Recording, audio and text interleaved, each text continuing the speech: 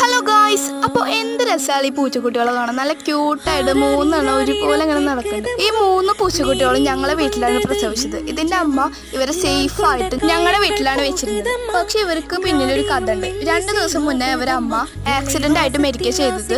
ഞങ്ങളെ മുന്നിൽ വെച്ച് തന്നെ പെട്ടെന്നൊരു ഓട്ടോറിക്ഷ തട്ടിയാണ് മരിച്ചത്. അപ്പോൾ അത് അവസാനത്തെ ശ്വാസം എടുത്തു.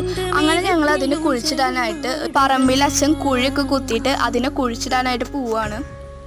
என்னுயிரிலிருந்து பிரிந்த பகுதி இங்கே நான் இழந்த சிரிப்பும் இதய துடிப்புം மீண்டும் இங்கே. അപ്പൊ അങ്ങനെ ആ പൂച്ചേനെ പറമ്പിൽ കുഴിച്ചിട്ടിട്ടുണ്ട്. അപ്പൊ അതിന്റെ 3 പൂച്ചക്കുട്ടികളും ഞങ്ങളുടെ വീട്ടില് ഇപ്പൊ സേഫ് ആയിട്ടിരിക്കും. ഞങ്ങൾ അതിന് പാലൊക്കെ കൊടുത്ത് ഞങ്ങൾക്ക് പറ്റണ പോലെ അടിപൊളിയായിട്ട് നോക്കുന്നുണ്ട്. അപ്പൊ പൂച്ചക്കുട്ടികളെ ആർക്കെങ്കിലും വളർത്താൻ താല്പര്യം ഉണ്ടെങ്കിൽ കമന്റ് ചെയ്യാം. അപ്പൊ പുതിയൊരു വീഡിയോ ആയിട്ട് വരുന്നവരെ എല്ലാവർക്കും ബൈ.